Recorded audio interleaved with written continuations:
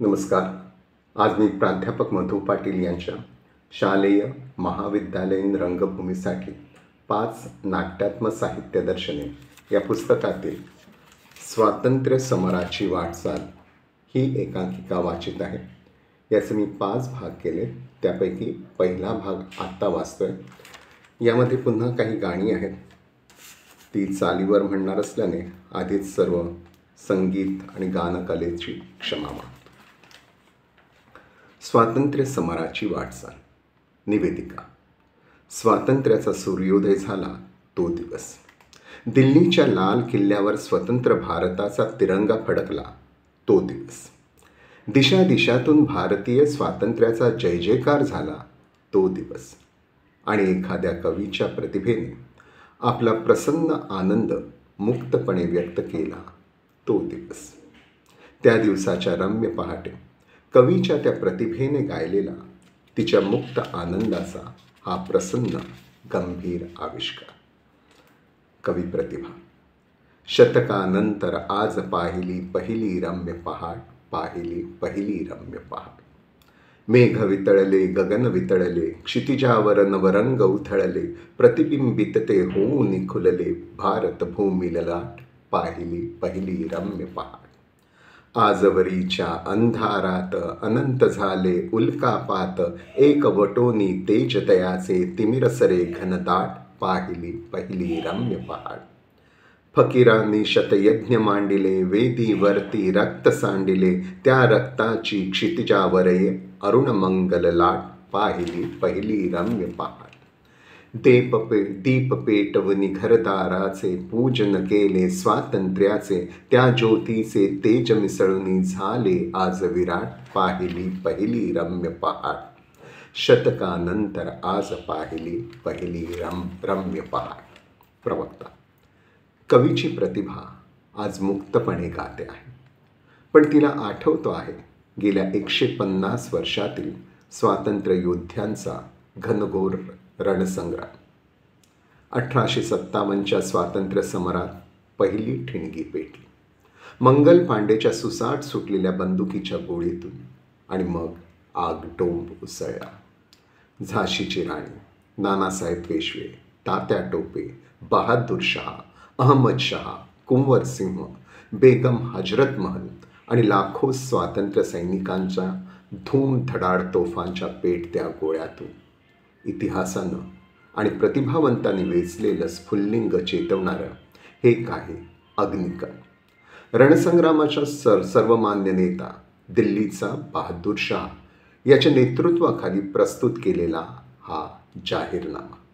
बहादूर शाह, राणी लक्ष्मी, बेगम हजरत महल, जुलेखा, नवाब यांच्यासह प्रवेश. प्रजाजन, तुम्हा सर्वांना हे माहीत आहे की सध्या कपटी आणि धर्मद्रोही ब्रिटिशांच्या जुलमाखाली हिंदू व मुसलमान रयत चिरडली जात आहे.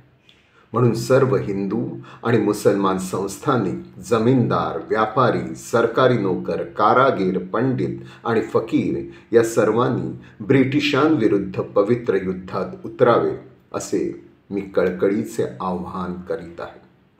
सर्व साधने व मार्गे वापरून फिरंग्याला हिंदुस्थान बाहेर हाकलून द्यावे हीच माझी तीव्र इच्छा आहे. हिंदुस्थान स्वतंत्र झाल्यावर मी माझे सर्व बादशाही अधिकार सोडून देऊन हिंदुस्थानातील हिंदू, मुसलमान सर्व राजांच्या इच्छेप्रमाणे निवडलेल्या मंडळाच्या हाती सत्ता सुपूर्त करेन. जुलेखा. आणि त्या जाहीरनाम्यातील आदेशानुसार साऱ्या हिंदुस्थानभर ब्रिटिशांविरुद्ध संग्रामाचा वणवा पेटला आहे. माझ्यासारख्या झाशीच्या राणीच्या स्त्री दलातील कितीतरी जुलेखा थरारून जातात, कारण मीरजच्या हिंदी घोडेस्वारांनी संग्रामाचे निशाण फडकावले आहे. तिकडे तात्या टोपे यांनी ग्वाल्हेरचा किल्ला सर करून त्यावर स्वातंत्र्याचे निशाण फडकवले आहे. 80 वर्षाच्या कुंवर सिंहाने बिहारमधून ब्रिटिश सत्ता उखडून टाकली आहे. हा म्हणता ब्रिटिश सत्तेच्या जोखडातून 1 लक्ष चौरस मैलाचा मुलक मुक्त केला आहे. अयोध्येच्या बेगम हजरत महलने हजारो ब्रिटिश सैनिकांना लष्करी छावणीत कोंडून ठेवलं आहे. ती आपल्या विजयी सैनिकांना हाकारते आहे. हजरतमन, सैनिक हो, आपण केव्हाच जाहीर केला आहे की बादशाह जफर साहब, नानासाहेब पेशवा, झाशी की राणी यांच्याबरोबर आम्ही पण या मैदानी जंगमध्ये शरीक व्हायची तयारी करू. हिंदुस्थानच्या आझादीसाठी जान कुर्बान करेल खुदा कसम. हा अंग्रेज इथली तहजीब, धर्म, इमान सगळं लूट खतम करायला निघाला आहे. तो न हिंदू जाणतो न मुसलमान. या अंग्रेजांना 7 समुद्रापार पाठवून द्यायची एवढीच आपली मंजिल आहे. जुलेखा, या प्रलयामध्ये माझी झाशीची महालक्ष्मी कोसळता आकाश हातावर अडवून पहाडासारखी उभी आहे. खिंडार पडलेल्या तटावरून गोळ्यांच्या वर्षावात सारा किल्ला पायाखाली घालत लढत आहे. राणी लक्ष्मी, मेरी झासी नाही दूंगी असा इंग्रजांना निर्वाणीचा खलिता पाठवून मी हे सतीचं वाण हाती घेतलं आहे आणि ते यशापर्यंत किंवा चितेपर्यंत नेण्याचा माझा निर्धार आहे. पृथ्वीवरची कोणतीही शक्ती माझा हा वज्र संकल्प मोडू शकणार नाही. या वज्र संकल्पासाठी मी एक साहसी निर्णय घेते आहे. मी झाशी सोडून जात आहे. ही लढाई चालू ठेवण्यासाठी तो उत्तरेकडचा दरवाजा आता मी ओलांडणार आहे आणि घोड्यावर स्वार होऊन लाडक्या बाळाला पाठीशी बांधून निवडक सैनिकांसह इंग्रजांची फळी तोडून पलीकडे जाणार आहे. कालपीवरती स्वराज्याचा जरीपटका फडकतो आहे आणि तो मला हाक मारित आहे. तिघी निघून जातात. नवाब, त्या झाशीचं काय झालं? त्या राणीचं काय झालं? त्या हजरत महलचं काय झालं? त्या सर्व स्वातंत्र्य योद्ध्यांचं काय झालं? आणि या पहिल्या स्वातंत्र्याचा जंगचं काय झालं? ते सारं इतिहासाच्या पानांवर अग्निज्वालांच्या अक्षरात लिहून ठेवलं जाणार आहे. त्यातील ही अखेरची विस्ता विस्ता पेटलेली ज्वाला. शहेनशाह, आपण हरलो आहोत. इंग्रजांच्या फौजा दिल्ली राजधानीत घुसल्या आहेत. आता तुमच्या सर्व बालबच्चांची निर्दय कत्तल होऊन रंगूनच्या कोंडवाड्यात झिजत झिजत तुम्हाला कोंडून मरावं लागणार आहे. आणि म्हणून तुम्ही इंग्रजांना शरण जा. शहेनशाह, इंग्रजांना शरण जा. बहादूर शाह, नहीं नहीं, ऐसा कभी भी न होगा. नवाब साहब, सुनो हमारे दिल की गर्जना. गांजियों में बू रहेगी जब तलक ईमान की, तब तो लंदन तक चलेगी तेग हिंदुस्तान की. ब्लॅकआउट. लाईट्स. निवेदिका. पुढील 100 वर्षाच्या स्वातंत्र्य संग्रामात या स्वातंत्र्यवीरांचा पराक्रम स्फूर्तिदायक आणि चैतन्य प्रेरक ठरलाच. पण इंग्रजांनी केलेल्या भीषण कत्तलीमुळे आणि भयानक दहशतीमुळे सगळीकडे भयग्रस्त वातावरण निर्माण झाले. त्यातही महाराष्ट्रात वासुदेव बळवंत फडके, पंजाबात गुरु रामसिंग आणि सरहद्द प्रांतात सय्यद अहमद बरेली यांनी ब्रिटिश सत्तेला आव्हान देण्याचा प्रयत्न केला. पण त्यांची आव्हाने निर्दयपणे चिरडून टाकण्यात आली. अशा पराभूत आणि भयग्रस्त वातावरणात काही काळ तरी थंड पडलेला मातीचा गोळा अशी शक्तिशून्य अवस्था भरतखंडाला प्राप्त झाली. या थंड पडलेल्या गोळ्याला प्रज्वलित करण्याचे कार्य एका तेजस्वी वाणीच्या नेत्यानं केलं. त्याचं नाव लोकमान्य बाळ गंगाधर टिळक. कवी प्रतिभेनं त्यांचं वर्णन असं केलं आहे. कवी प्रतिभा. या मातीवरती उभा राहता वज्र पुरुष तो, अंधाराची पिचली छाती, आवाहन करण्यास तयाने हात उचलला, उठलीवर खडकाची पाती. लोकमान्य टिळक. त्या अंधारग्रस्त अवस्थेत लक्षावधी क्रांतिकारक रूप खडगाची पाती पेटून उठण्यासाठी जुलमी ब्रिटिश राजवटीविरुद्ध असंतोष पेटवण्याचे कार्य नियतीने माझ्यावर सोपवले होते. ते मी केलं. सरकारचं डोकं ठिकाणावर आहे काय? राज्य करणे म्हणजे सूट घेणे नव्हे, असे इंग्रज सरकारला खडसावून बजावलं. आणि स्वराज्य हा माझा जन्मसिद्ध हक्क आहे आणि तो मी मिळवणारच. हा कृतीप्रेरक ध्येय मंत्र दशदिशात घुमवत ठेवला. या माझ्या सर्व ज्वालाग्राही लेखनामुळे एक नव्हे, दोन नव्हे, तर 3 राजद्रोहाचे खटले माझ्या विरुद्ध चालवले गेले. न्यायमूर्ती दावर प्रवेश. Order order. मिस्टर तिलक, तुम्हाला हद्दपार करून रंगूनच्या तुरुंगात तब्बल 6 वर्षे सक्त मजुरीची शिक्षा होऊ शकेल असा हा तुमच्या विरुद्धचा 3रा राजद्रोहाचा खटला आहे. सरकारला इजा पोचवण्या इतके तुमचे उच्छृंखल अतिरेकाचे लेखन राजद्रोहातच गणले जाईल. लोकमान्य टिळक. न्यायमूर्ती आणि ज्युरीतील सदस्यांना मी आवाहन करतो की मरणोत्तर ज्याच्यापुढे प्रत्येक मानवाला जाब द्यायचा असतो तो ईश्वर तुम्हास आपल्या सत्सद विवेकानुसार योग्य निर्णय जाहीर करण्याचे धैर्य देऊ. न्यायमूर्ती दावर. मिस्टर तिलक, तुम्ही 21 तासांनंतर ज्युरींच्या सदस्यांना त्यांच्या सत्सद विवेकानुसार निर्णय जाहीर करण्याचे आवाहन केले आहे. त्यांचा निर्णय ऐका मिस्टर तिलक. 2 विरुद्ध 5 अशा बहुमतांनी तुम्हाला राजद्रोही गुन्हेगार ठरवण्यात आले आहे. मी तुम्हाला या राजद्रोहाबद्दल शिक्षा ठोठवित आहे. त्यापूर्वी तुम्हाला काही बोलायचे असल्यास बोलावे. Lokmanya Tilak. In spite of the verdict of the jury, I maintain that I am innocent.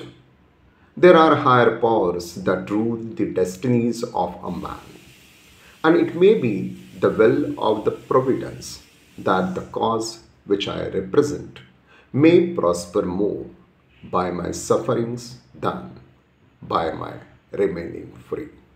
प्रवक्ता. लौकिक गोष्टींचे नियंत्रण करणारी न्यायालयाहून एक श्रेष्ठ शक्ती आहे आणि तिचीच अशी इच्छा असेल की मी मुक्त राहण्यापेक्षा माझ्या शिक्षा भोगण्यानेच मी अंगीकारलेल्या कामाला अधिक तेज चढेल अशा त्यांच्या धीर गंभीर उद्गारांनी सारं न्यायालय आणि ब्रिटिश सिंहासनही थरारून गेलं. Blackout lights. निवेदिका.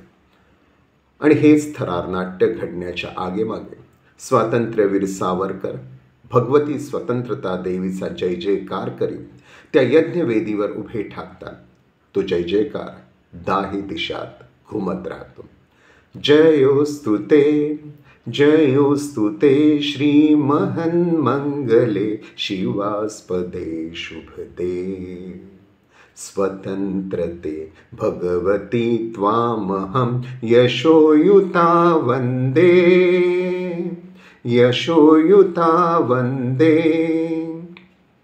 राष्ट्राचे चैतन्य मूर्तु तू नीती संपदांची स्वतंत्रते भगवती श्रीमती राज्ञी तू त्यांची परवशतेच्या नभात तुची आकाशी होशी स्वतंत्रते भगवती चांदणी चमचम लखलखशी वंदे त्वामहं यशोयुता वंदे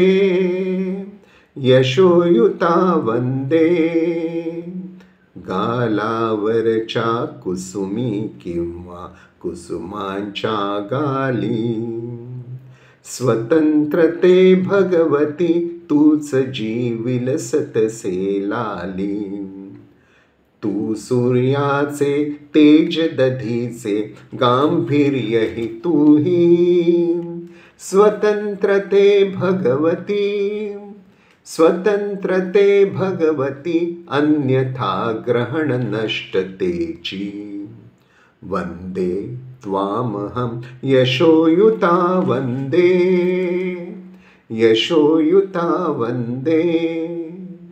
मोक्ष मुक्ती ही तुझीच रूपे तुलाच वेदांती मोक्ष मुक्ती ही तुझीच रूपे तुलाच वेदांती स्वतंत्रते भगवती योगी जन परब्रह्म वदती जे जे उत्तम उदात्त उन्नत महन मधुर ते स्वतंत्रते भगवती स्वतंत्रते भगवती सर्व तव सहचारी होते वंदे त्वाहम यशोयुता वंदे यशोयुता वंदे हे अधम रक्त रंजिते सुजन पूजिते श्री स्वतंत्रते स्वतंत्रते तुझसाठी मरण ते जनन तुझ वीण जनन ते मरण तुझ सकल चराचर शरण चराचर शरण श्री स्वतंत्रते श्री स्वतंत्रते श्री स्वतंत्रते जयोस्तुते जयोस्तुते श्री महन मंगले शिवास्पदे शुभते स्वतंत्रते भगवती त्वामहं यशोयुता वंदे यशोयुता वंदे वंदे वंदे। इथे पहिला भाग संपवतोय। धन्यवाद।